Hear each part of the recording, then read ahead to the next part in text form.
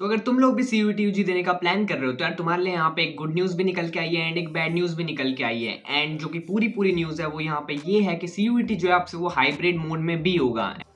ये तो latest news है। तो जैसे कि सबको पता है कि पिछले साल यहाँ पे जो सीयूईटी था वो यहाँ पे सीबीटी मोड में हुआ था, जबकि यहाँ पे इस बार ऐसा अंदाजा लगाया जा रहा है कि सीयूईटी यहाँ पे ओएमआर शीट्स में भी कंडक्ट कराया जा सकता है। जो यूजीसी के चेयरमैन है एम जगदेश कुमार, उन्होंने यहाँ पे रिसेंटली एक इंटरव्यू दिया है जिसमें उन्होंने ये कहा है कि जिन सब्जेक्ट्स की सबसे ज्यादा प्रेफरेंस होती है, जैसे कि मान लो इंग्लिश की सबसे ज्यादा प्रेफरेंस होगी, कुछ डोमेन सब्जेक्ट की ज्यादा प्रेफरेंस होगी, जिनकी भी यहाँ पे सबसे ज्यादा प्रेफरेंस होगी सब्जेक्ट्स की, उनको यहाँ पे ओएमआर शीट्स पे कंडक्ट कराया जाएगा। तो गुड न्यूज़ सबसे बड़ी ये है कि सीयूईटी अब से हाइब्रिड मोड में होने वाला है। अब भाई ये गुड न्यूज़ कैसे है वो मैं तुम लोगों को बताऊंगा, बट उससे पहले बैड न्यूज़ की तरफ बढ़ जाते हैं। सर सबसे पहले तो देखो, जैसे कि तुम लोगों को पता ही होगा कि 2023 के सिनेरियो में जो सीयूईटी था उसके अंदर तुम लोग यहाँ पे 10 सब्जेक्ट्स तक ऑप्ट कर सकते थे, जिसके अंदर तुम लोग यहाँ पे लैंग्वेज ले सकते थे अपनी मर्जी से, एंड तुम्हारे जो 12th क्लास में तुमने डोमेन पढ़े तुम लोग वो ले सकते थे। इसी के साथ साथ तुम लोग यहाँ पे जीटी ले सकते थे। एंड मैक्सिमम जो स्टूडेंट्स थे वो यहाँ पे अप्रॉक्स 6 सब्जेक्ट्स को ही लेते थे, जिसके अंदर वो लोग यहाँ पे 4 डोमेन सब्जेक्ट लेते थे, इंग्लिश को ऑप्ट करते थे एंड जनरल टेस्ट को ऑप्ट करते थे। बेसिकली मैक्सिमम जो स्टूडेंट्स था उनका यहाँ पे जो कॉम्बिनेशन था वो कुछ इस तरीके से ही रहता है। बट यहाँ पे जो सीयूईटी यूजी 2024 की बात हो रही है उसके अंदर यहाँ पे तुम लोगों को लिमिट कर दिया गया है कि तुम लोग यहाँ पे सिर्फ 6 सब्जेक्ट्स को ही ले सकते हो।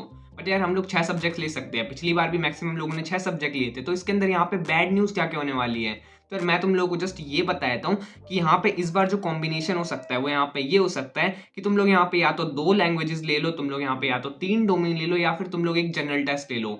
तो 2 लैंग्वेजेस तक तो ठीक था, इसी के साथ साथ जनरल टेस्ट भी ठीक था, लेकिन यहाँ पे तुम लोग सिर्फ 3 डोमेन ले सकते हो। इसमें सबसे बड़ी प्रॉब्लम होने वाली है। अब यार प्रॉब्लम क्या है ये भी मैं तुम लोगों को खुद ही एक्सप्लेन कर देता हूँ। तो देखो, अगर तुम लोग यहाँ पे दिल्ली यूनिवर्सिटी का क्राइटेरिया चेकआउट करोगे तो उसके अंदर तुम लोगों को ये देखने के लिए मिलेगा कि तुम लोगों को 3 डोमेन चाहिए। लाइक मान लो मेरे को यहाँ पे बीकॉम ऑनर्स करनी है, तो इसके लिए मैं यहाँ पे अकाउंट्स ले सकता हूँ, मैं यहाँ पे बिजनेस स्टडीज ले सकता हूँ, मैं यहाँ पे इकोनॉमिक्स ले सकता हूँ। बट व्हाट इफ मेरे को यहाँ पे अगर मैथ भी चाहिए, तो अगर मैं यहाँ पे मैथ नहीं लूंगा तो यार मैं यहाँ पे इकोनॉमिक्स ऑनर्स के अंदर एलिजिबल नहीं होगा, मैं यहाँ पे बीएमएस के अंदर एलिजिबल नहीं होगा। बट भाई मेरे को यहाँ पे एक चॉइस चाहिए कि यार अगर मेरे को यहाँ पे बीकॉम ऑनर्स में नहीं जाना तो यार मेरे को यहाँ पे इकोनॉमिक्स ऑनर्स में जाना है या फिर मेरे को बीएमएस करना है। बट अगर मेरे पास मैथ होगी नहीं तो यार मैं इन सारे जो कॉम्बिनेशन है उसमें एलिजिबल रहूंगा ही नहीं। इसलिए यार मेरे को यहाँ पे बीकॉम के कॉम्बिनेशन के लिए भी मैथ लेना ही पड़ेगा। बट जैसा कि तुम लोगों को पता ही है कि यार मैथ का जो पेपर है सीयूईटी के अंदर वो थोड़ा सा टफ आता है, जिसमें कम मार्क्स आते हैं एंड बट उस पर ज्यादा परसेंटाइल बन जाती है। तो मैथ में कम मार्क्स आने की वजह से तुम्हारा जो ओवरऑल स्कोर है वो यहाँ पे थोड़ा सा कम हो जाएगा। बट अगर कोई ऐसा स्टूडेंट है जिसने यहाँ पे मैथ को ऑप्ट नहीं किया तो उसके जो स्कोर है वो यहाँ पे ज्यादा आने के चांसेस सबसे ज्यादा बढ़ जाते हैं सर। इसलिए यहाँ पे ये सबसे बड़ी प्रॉब्लम है कि यार अगर कोई स्टूडेंट मैथ ऑप्ट करता है तो उसका स्कोर जो है यहाँ पे वो काफी ज्यादा गिर जाएगा, जबकि वो यहाँ पे अगर मैथ ऑप्ट नहीं करेगा तो वो यहाँ पे इकोनॉमिक्स ऑनर्स के लिए नहीं बैठ सकता, वो लोग यहाँ पे एमएस के लिए नहीं बैठ सकते। तो ये सबसे बड़ी प्रॉब्लम है, क्योंकि पिछली बार लोग यहाँ पे 4 डोमेन सब्जेक्ट ले रहे थे जिसमें से टॉप 3 लगते थे, बट इस बार अगर 3 ही सब्जेक्ट है तो तुम लोगों को तीनों के अंदर अच्छा परफॉर्म करना होगा। तो ये काफी ज्यादा प्रॉब्लम वाली बात हो जाती है। सो अब मैं तुम्हें इस सिनेरियो को एक बार अच्छे से एक्सप्लेन करके बताता हूँ। तो अब मान लो कि मेरे पास यहाँ पे 3 सब्जेक्ट है जो कि होने वाले accountancy, economics and business studies. And इसी के साथ साथ एक मेरा फ्रेंड है जिसने यहाँ पे अकाउंटेंसी, इकोनॉमिक्स और मैथमेटिक्स को ऑप्ट किया है, जबकि मैं यहाँ पे बीकॉम ऑनर्स के अंदर एलिजिबल हूँ। बट मेरे पास क्योंकि यहाँ पे मैथ नहीं है तो मैं यहाँ पे बीएमएस और इकोनॉमिक्स ऑनर्स के अंदर एलिजिबल नहीं रहूँगा। इसी के साथ साथ विवेक की बात करें तो यार विवेक यहाँ पे बीकॉम ऑनर्स में भी एलिजिबल रहेगा, इसी के साथ साथ ये यहाँ पे इकोनॉमिक्स ऑनर्स और बीएमएस में भी एलिजिबल रहेगा क्योंकि इसके पास मैथमेटिक्स है। बट यहाँ पे जो प्रॉब्लम ये आ जाती है कि यार यहाँ पे मान लो मैंने अकाउंटेंसी दिया, मेरे 180 मार्क्स आए तो मेरे 90 परसेंटाइल बन गए। एंड ऐसे यहाँ पे इकोनॉमिक्स के अंदर भी हुआ एंड विवेक का भी सेम सिनेरियो रहा है, इसके भी 90 परसेंटाइल आए एंड इकोनॉमिक्स में भी 90 परसेंटाइल आए। बट जो प्रॉब्लम वाली बात है वो यहाँ पे ये है कि बिजनेस स्टडीज़ यहाँ पे मैंने दिया था एंड इसके अंदर मेरे 160 मार्क्स आए हैं, तो मेरे यहाँ पे 82 परसेंटाइल बने हैं। वहीं पे विवेक ने मैथमेटिक्स दिया था, क्योंकि मैथमेटिक्स का पेपर थोड़ा सा टफ आता है इसलिए उसके यहाँ पे 110 मार्क्स आए हैं, बट उसकी परसेंटाइल यहाँ पे स्टिल 92 परसेंटाइल बनी है। सो इसमें यहाँ पे जो परसेंटाइल का खेल है वो यहाँ पे विवेक की अच्छी बनी है, लेकिन जो बीकॉम ऑनर्स के अंदर प्रायोरिटी है वो यहाँ पे अंकित को ज़्यादा मिलेगी, क्योंकि उसके जो मार्क्स है वो यहाँ पे 3 डोमेन में सबसे ज़्यादा आए हैं। तो अब हम जब डोमेन के यहाँ पे टोटल मार्क्स निकालेंगे तो यहाँ पे मेरे यहाँ पे 520 मार्क्स बन रहे हैं, इसी के साथ साथ विवेक के यहाँ पे 470 मार्क्स बन रहे हैं। तो सबसे ज़्यादा प्रायोरिटी मिलेगी बीकॉम ऑनर्स के अंदर वो यहाँ पे अंकित को मिलेगी और विवेक को नहीं मिलेगी, जबकि विवेक की यहाँ पे परसेंटाइल काफ़ी ज़्यादा अच्छी बनी है। तो इससे यहाँ पे काफ़ी बड़ी प्रॉब्लम हो सकती है सीयूईटी के अंदर। ये तो यहाँ पे बैड न्यूज़ थी। अब बात कर लेते हैं यहाँ पे गुड न्यूज़ की। सो यार गुड न्यूज़ ये होने वाली है कि यहाँ पे जो सीयूईटी है आपसे हाइब्रिड मोड में होगा। अब यार ये तो तुम्हें ही पता है कि हाइब्रिड मोड में होने वाला है, लेकिन ये गुड न्यूज़ कैसे है मैं तुम लोगों को सबसे पहले तो ये एक्सप्लेन कर देता हूँ।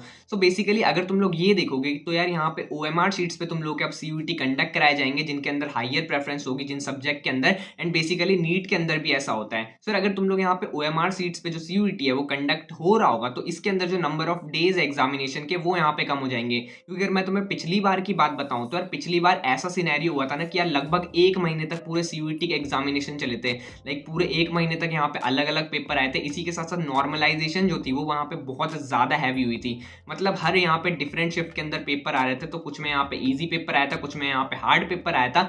इस वजह से जो नॉर्मलाइजेशन हुई थी उसके अंदर यहाँ पे -100 मार्क्स तक भी हो गए थे कुछ स्टूडेंट के, एंड कुछ स्टूडेंट्स के यहाँ पे +70 मार्क्स तक भी हो गए थे। तो यहाँ पे काफी ज्यादा बड़ा डिफरेंस आया था। जबकि इस बार अगर यहाँ पे शिफ्ट्स कम होगी एंड इसी के साथ साथ नंबर ऑफ डेज कम होंगे तो इस वजह से जो नॉर्मलाइजेशन है उसका यहाँ पे उतना ज्यादा इंपैक्ट नहीं पड़ेगा। तो यार अगर तुम लोग के यहाँ पे जो मार्क्स है, मतलब तुम लोग की अगर यहाँ पे जो शिफ्ट है वो यहाँ पे ज्यादा इजी आ भी गई थी तो यार उतना ज्यादा कोई इंपैक्ट नहीं पड़ेगा नॉर्मलाइजेशन का। इसी के साथ साथ अगर सीयूईटी यहाँ पे हाइब्रिड मोड के अंदर होता है तो यार ये फायदा रहेगा कि यहाँ पे जो सेंटर है वो यहाँ पे काफी ज्यादा क्लोज पड़ेंगे, क्योंकि ज्यादा कंप्यूटर्स की फिर जरूरत नहीं पड़ेगी। क्योंकि पिछली बार ऐसा सिनेरियो हुआ था कि यार जम्मू कश्मीर या फिर कोई रूरल जो एरिया थे उनके अंदर यहाँ पे ऐसा हुआ था कि जो काफी सारे स्टूडेंट्स थे उन लोगों को यहाँ पे काफी ज्यादा दूर सेंटर देखने के लिए मिल गया था, क्योंकि कंप्यूटर्स अवेलेबल नहीं थे पास वाले सेंटर्स के अंदर। तो उन लोगों का बहुत ही ज्यादा दूर सेंटर पड़ गया था जिस वजह से वो लोग जा भी नहीं पा रहे थे। एंड अगर इस बार ओएमआर शीट पे होगा तो यार यहाँ पे मैक्सिमम जो सेंटर्स है वो यहाँ पे एनटीए करवा सकता है।